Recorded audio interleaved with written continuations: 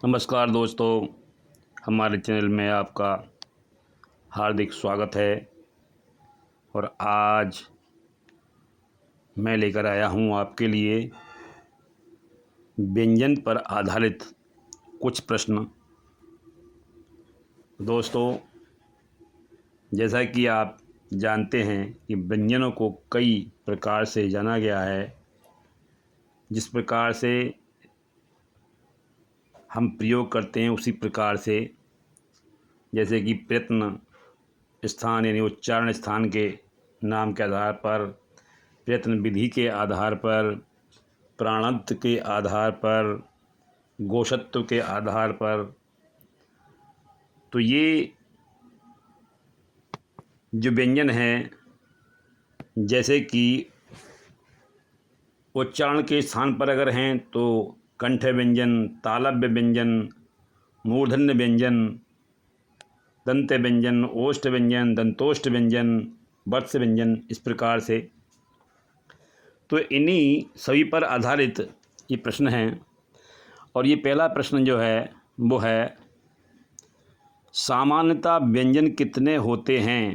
तो दोस्तों, सामान्यतः व्यंजन जो हैं वो 35 हैं। किस प्रकार से? आपके 25 स्पर्श व्यंजन हैं, 4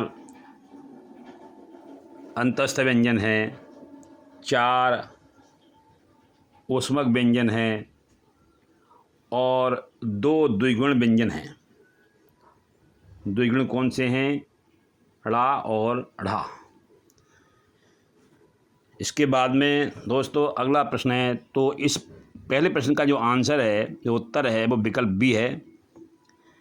अगला प्रश्न है, स्पर्श व्यंजन को भी कहा जाता है। स्पर्श व्यंजन को, एक तो नाम इसका स्पर्श व्यंजन है। ये कितने व्यंजन हैं? ये 25 व्यंजन हैं। का से लेकर के का से लेकर के माँ तक इनकी संख्या 25 है।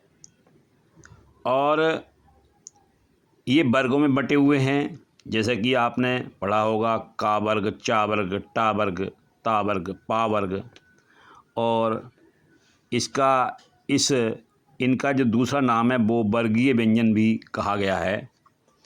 तो इसका जो सही विकल्प है वो है बी। इसके बाद में अगला प्रश्न है, निम्नलिखित में कौन सा व्यंजन लुंठित है। दोस्तों, लुंठित व्यंजन जो होते हैं, ये वे व्यंजन होते हैं जिनमें उच्चारण करने पर जीभ तालु से लुढ़ककर स्पर्श करती है। और इस श्रेणी में जो व्यंजन आता है वो आता है रा। यानी हमारा जो विकल्प सी है वो इसका सही उत्तर है। दोस्तों, हमारा जो अगला प्रश्न है वो है, निम्नलिखित में पार्श्विक व्यंजन है। अब पार्श्विक व्यंजन बताना है, तो पार्श्विक व्यंजन कौन से होते हैं? जिन व्यंजनों के उच्चारण में जीभ तालु से छुए किंतु पार्श्व से यानी बगल से, बराबर से हवा निकल जाए, वे पार्श्विक व्यंजन कहे जाते हैं। और इस श्रेणी में जो व्यंजन आता है वो है ला। दोस्तों, इस प्रश्न का जो सही उत्तर है वो विकल्प डी है, ला। तो दोस्तों, ये जो व्यंजन हैं, जिन आधारों पर इनको बांटा गया है उसी के अनुसार इन प्रश्नों को चुना गया है। इससे अगला जो हमारा प्रश्न है वो है, धा व्यंजन का उच्चारण स्थान क्या है। तो धा व्यंजन जो होता है, ये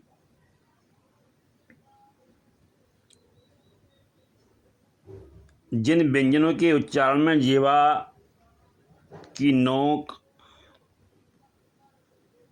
ऊपरी दांतों को स्पर्श करती है दंत व्यंजन कहलाते हैं। और ये धा जो है वो इसी श्रेणी में आता है। तो धा का जो सही उत्तर है वो है दंत व्यंजन।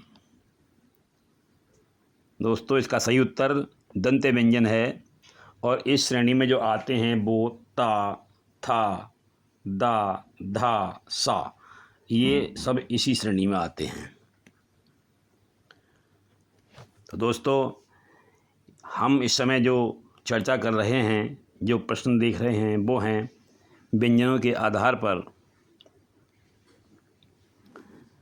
ये जो व्यंजन हैं दोस्तों, कुछ प्राणांत के आधार पर हैं। प्राणांत के आधार पर जो व्यंजन हैं वो कौन से हैं? अल्प प्राण, महाप्राण।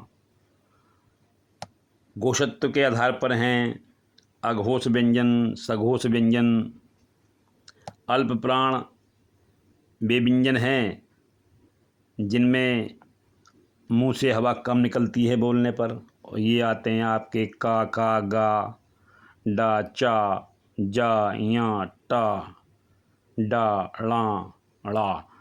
ये सभी जो आते हैं अल्प प्राण में आते हैं। कुछ आते हैं आपके जिनमें मुंह से हवा अधिक निकलती है, वे आते हैं आपके महाप्राण में। तो दोस्तों, इसके बाद में जो हमारा अगला प्रश्न है वो है प्रत्येक वर्ग का दूसरा और चौथा व्यंजन क्या कहलाता है? तो प्रत्येक वर्ग का दूसरा और चौथा व्यंजन, अब यहाँ पर जो आपके विकल्प हैं वो हैं अघोष, सघोष, अल्प प्राण, महाप्राण। तो ये जो है वो महाप्राण की श्रेणी में आते हैं, क्योंकि महाप्राण की श्रेणी में आने वाले जो व्यंजन हैं वो हैं खा, घा, छा, झा, ठा, ढा, ढ़ा, श, स, ह आदि। ये जो हैं हमारे महाप्राण व्यंजन हैं। इसके बाद में अगला प्रश्न है निम्नलिखित में कौन सा व्यंजन अघोष है? तो अघोष और सघोष, अघोष जिन व्यंजनों के उच्चारण में स्वर तंत्रियों में कंपन ना हो वे अघोष व्यंजन होते हैं।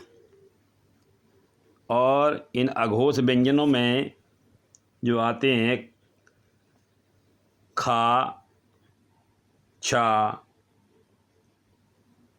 ये खा, छा, ठा, टा, ता, था, पा, फा, ये अघोष में आते हैं। और हमारा जो जा है यहाँ पर, वो यहाँ पर जो जा है वो सघोष है। और जो ता है,